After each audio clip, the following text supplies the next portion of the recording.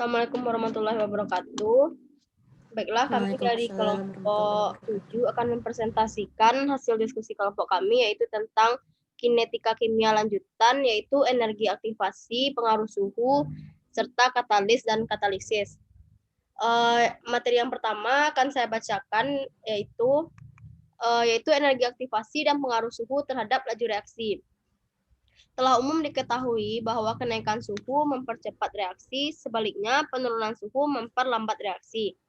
Kita berpengalaman dalam memasak nasi dengan api yang besar lebih cepat dibandingkan dengan api yang kecil. Kemudian, makanan atau seperti ikan lebih awet dalam lemari es karena adanya penurunan suhu memperlambat pembusukan.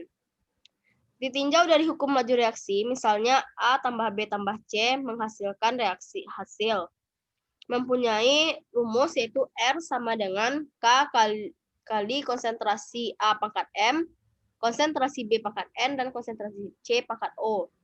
Dapat diambil kesimpulan bahwa jika suhu dinaikkan, maka jumlah dan energi tumbukan antar molekul bereaksi bertambah.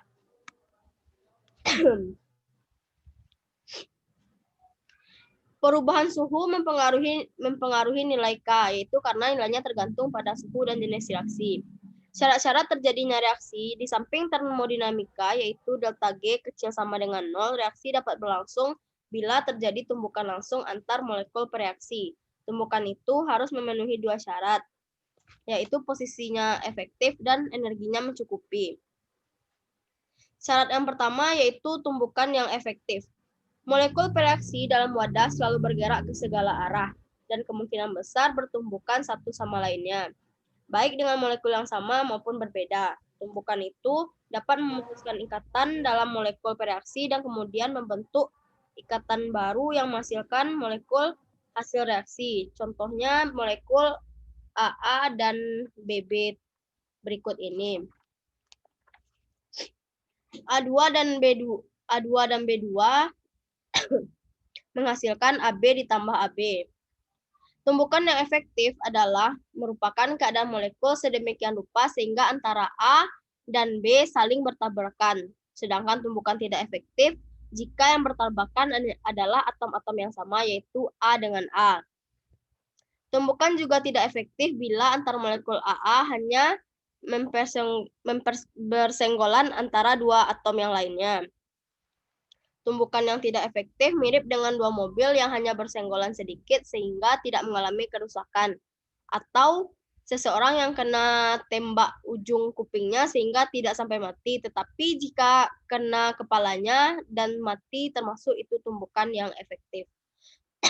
Ini merupakan contohnya yaitu pada gambar 1. Yang A merupakan tumbukan tidak efektif, yang B merupakan tumbukan efektif. Pada A ini karena tidak menghasilkan reaksi yang menghasilkan hasil reaksi, sedangkan pada gambar B yaitu menghasilkan AB dan AB. Ini terjadi tumbukan antara AA dengan BB. A akan menumbuk B dan menghasilkan AB, sedangkan berikutnya A menumbuk B juga menghasilkan AB.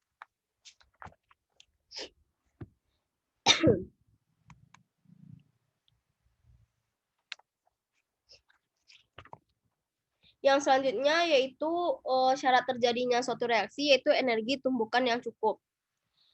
Jika kaca dilemparkan batu tetapi tidak pecah, berarti energi kinetik batu tidak cukup untuk memecahkan kaca. Demikian juga tabrakan molekul bereaksi. Walaupun sudah bertabrakan langsung dengan posisi yang efektif, tetapi jika energi kurang tidak akan menimbulkan suatu reaksi. Energi tabrakan molekul bereaksi harus dapat membuat awan elektron kedua atom yang bertumbukan saling tumpang tindih, sehingga terbentuk ikatan baru seperti contoh reaksi berikut. Bila molekul AB dan C, maka terjadinya ikatan antara bila molekul AB dan C bertumbukan, maka apabila tidak karena di akhirnya tidak terjadinya reaksi antara C dan AB tetap, maka itu disebut juga tumbukan ini tidak memiliki energi yang cukup untuk mengalami tumbukan. Sedangkan pada gambar yang B, C dan bertumbukan dengan AB sehingga menghasilkan A dan BC. Ini merupakan energi tumbukan yang cukup.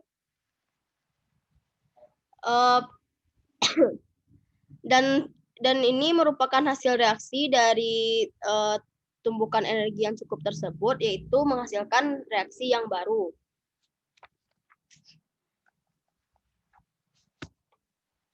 Hukum mekanika menyatakan bahwa energi total atau jumlah energi kinetik dan energi potensial suatu sistem harus konstan sebelum tumbukan. Energi potensial AB dan C kecil dan energi kinetik yang besar. Pada saat tumbukan, energi kinetik sama dengan energi potensial, dan setelah itu energi potensial lebih besar dari energi kinetik.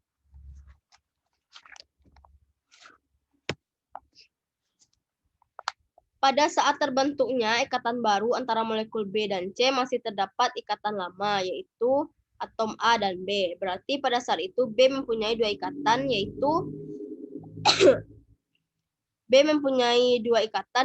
A dan C. Keadaan seperti ini hanya sesaat dan tidak stabil. Maka senyawa ABC disebut keadaan transisi atau kompleks teraktivasi yang mempunyai tingkat energi lebih tinggi daripada keadaan awal. Terbentuknya ikatan baru antara B dengan C ini adalah akibat gaya tarik atau energi potensial, dan proses ini akan melepaskan sejumlah energi, dan energi tersebut sebagian atau seluruhnya akan dipakai untuk memutuskan ikatan yang lamanya. Selama proses pemutusan ikatan ini, terjadinya penurunan tingkat energi sistem karena terbentuk A, B, dan C yang memiliki energi yang lebih rendah. Dengan demikian, dalam suatu reaksi terdapat tiga keadaan, yaitu keadaan awal atau prereaksi, kemudian keadaan transisi, dan yang selanjutnya yaitu keadaan akhir atau hasil akhir reaksi.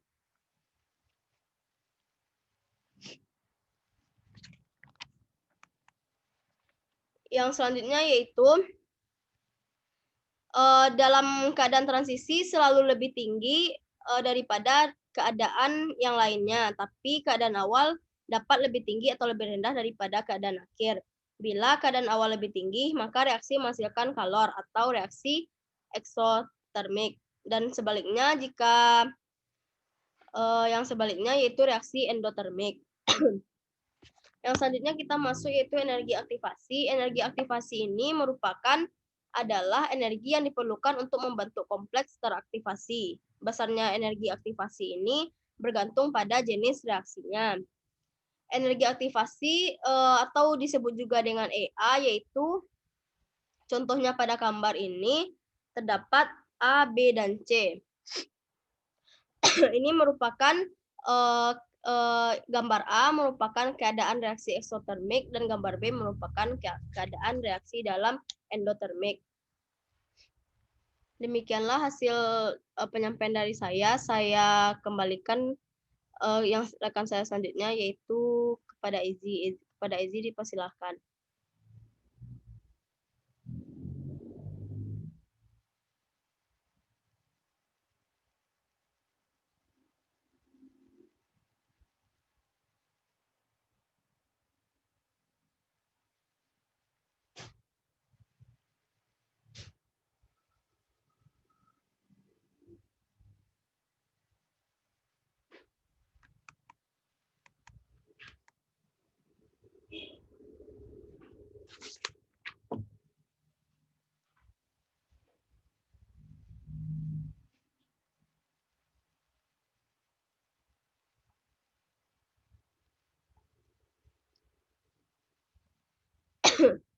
Akak mute, Kak. Kak Izzy, Akak mute. Sorry. Ulang lagi. Oke, baik, saya akan menjelaskan tentang mekanisme reaksi, di mana mekanisme reaksi ini adalah urutan reaksi dasar yang dilalui oleh pereaksi sampai menjadi hasil reaksi. Suatu reaksi tidak langsung terjadi dari preaksi menjadi hasil reaksi, tetapi melalui tahap-tahap reaksi yang lebih kecil atau lebih dasar. Misalnya itu pada contoh ini adalah 2NO itu bereaksi dengan O2 menghasilkan 2NO2.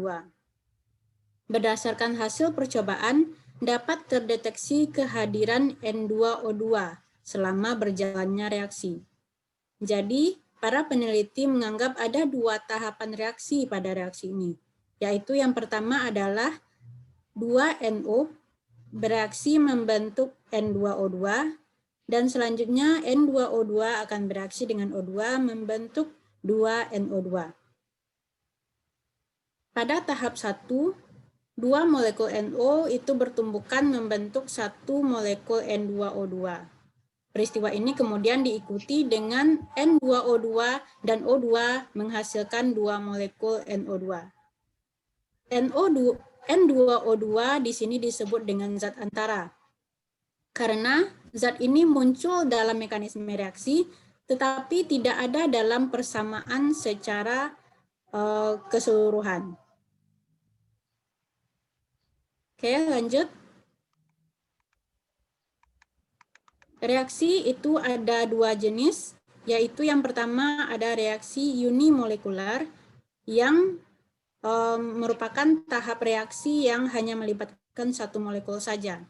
Jika dibuatkan rumus lajunya, maka didapatkan laju sama dengan K kali konsentrasi A.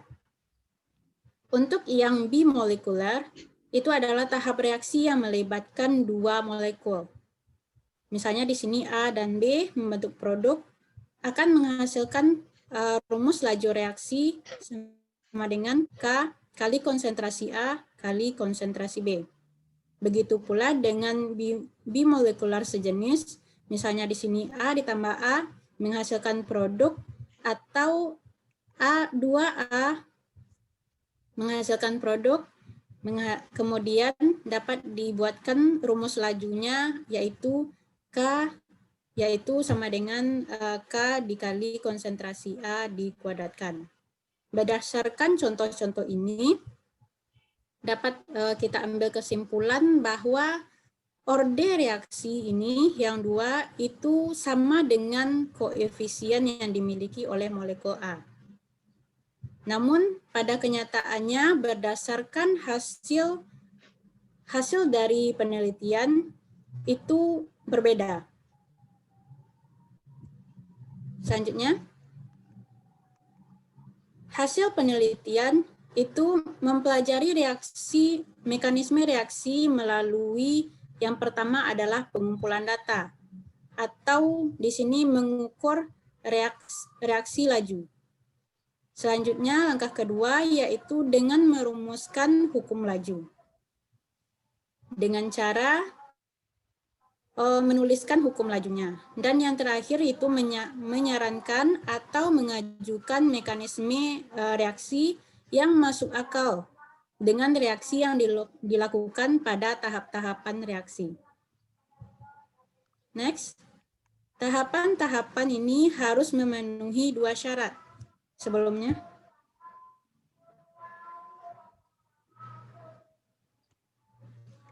syarat pertama yaitu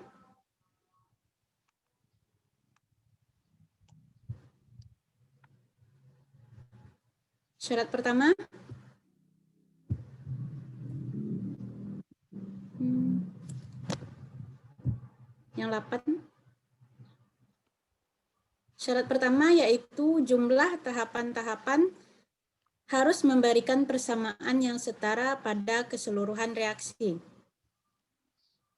Kemudian syarat yang kedua adalah tahap penentu harus memprediksi hukum laju yang sama dengan yang ditentukan di percobaan. Tahap penentu ini itu merupakan tahap yang paling lambat dari seluruh tahapan-tahapan yang menuju ke pembentukan produk.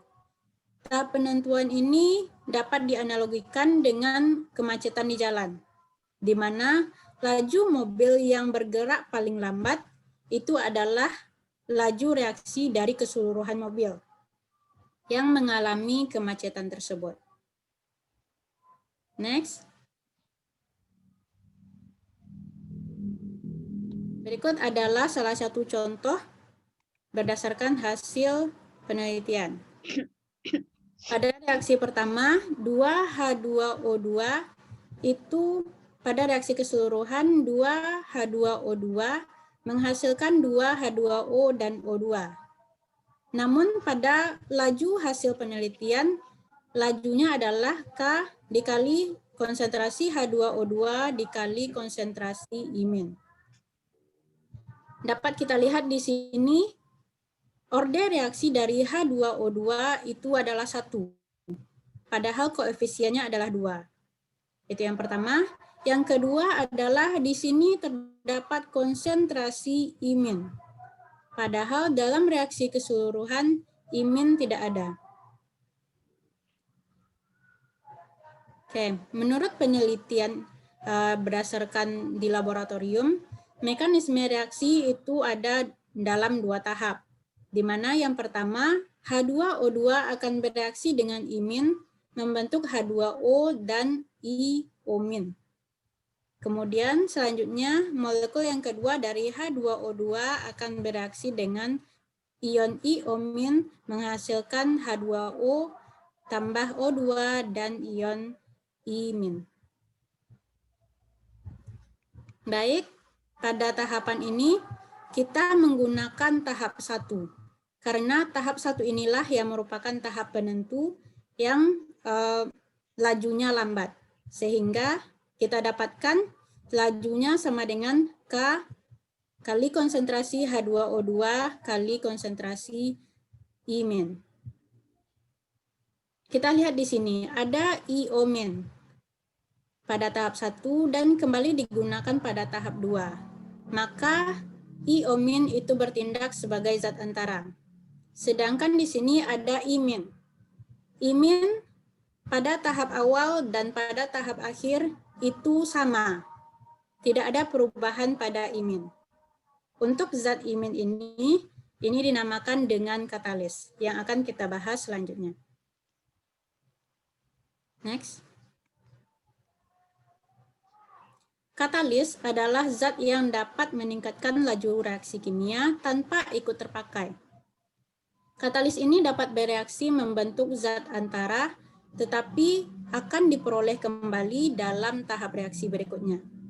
Katalis mempercepat reaksi dengan menyediakan serangkaian tahapan dengan kinetika yang lebih baik dibandingkan jika tanpa adanya katalis. Sebelumnya kita sudah melihat reaksi itu bergantung pada energi aktivasi. Di mana semakin kecil energi aktivasi, maka akan semakin tinggi lajunya. Dalam banyak kasus, katalis itu berfungsi untuk meningkatkan laju dengan cara menurunkan energi aktivasi. Berikut terdapat 2 grafik. Yang pertama adalah grafik yang tanpa katalis, dan yang kedua adalah reaksi dengan katalis. Kedua grafik ini sama, yaitu reaksi antara A dan B berubah menjadi produk C dan D. Yang berbeda adalah energi aktivasi pada grafik tanpa katalis itu tinggi, sedangkan pada yang menggunakan katalis itu rendah, sehingga produk dapat lebih cepat terbentuk. Next.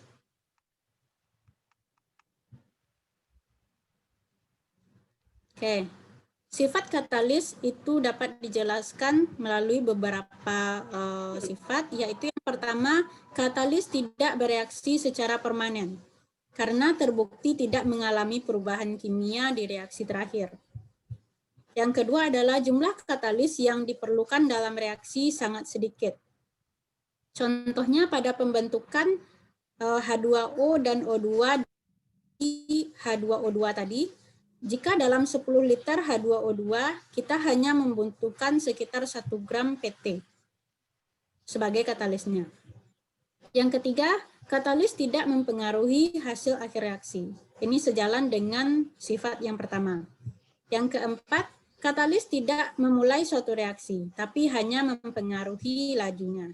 Karena katalis hanya membantu proses reaksi menjadi lebih cepat.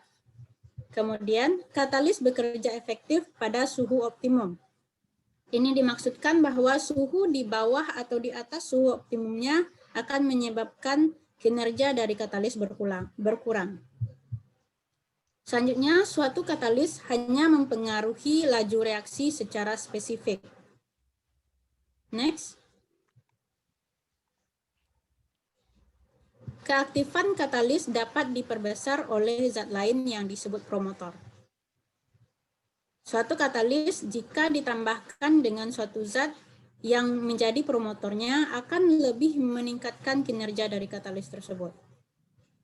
Selanjutnya, hasil suatu reaksi kadang-kadang dapat bertindak sebagai katalis yang disebut dengan otokatalis. Misalnya di sini jika suatu reaksi menghasilkan produk yang dapat menjadi katalis bagi reaksi itu untuk mempercepat reaksinya, maka zat itu disebut dengan otokatalis. Lanjut, katalis dapat kehilangan sifat katalisnya.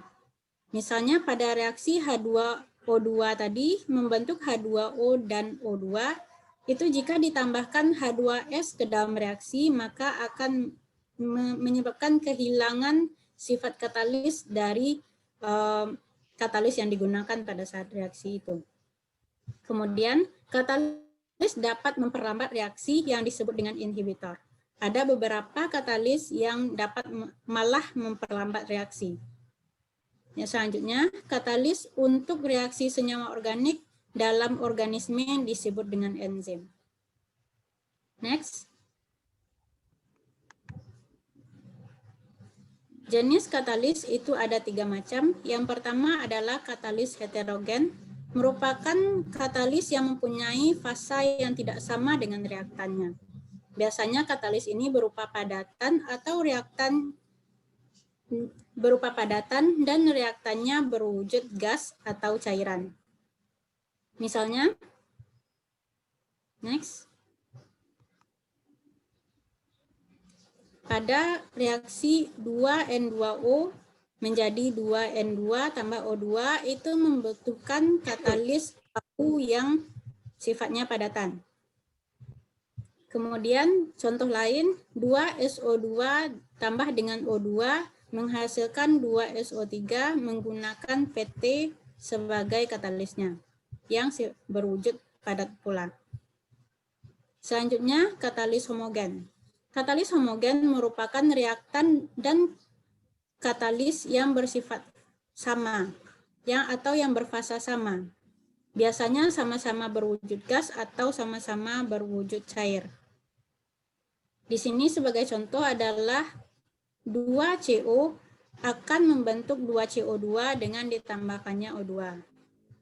Selanjutnya CH3COO C2H5 ditambah dengan H2O jika ditambahkan dengan katalis asam akan membentuk CH3COOH tambah dengan C2H5OH. Selanjutnya adalah katalis enzim. Enzim adalah katalis biologis. Enzim dapat meningkatkan laju reaksi biokimia dari 10⁻⁶ sampai 10⁻18 kali lebih cepat daripada reaksi yang tanpa katalis. Berikut adalah salah satu enzim yang bekerja secara ini berikut adalah enzimnya, kemudian ini adalah substratnya. Akan membentuk kompleks enzim substrat dan pada akhirnya menghasilkan produk yang lepas dari enzim tersebut. Enzim umumnya merupakan molekul protein besar yang mengandung satu atau lebih sisi aktif tempat interaksi dengan substrat terjadi. Akan tetapi molekul enzim juga tidak memiliki struktur yang agak tegang ataupun agak lentur. Dia dapat memodifikasi bentuknya agar pas dengan jenis substrat tertentu. Baik, sekian dari saya kembalikan kepada moderator. Baiklah, sekian hasil presentasi dari kelompok kami. Apabila ada kesalahan, tolong dimaafkan. Saya akhiri dengan Assalamualaikum warahmatullahi wabarakatuh. Waalaikumsalam warahmatullahi wabarakatuh.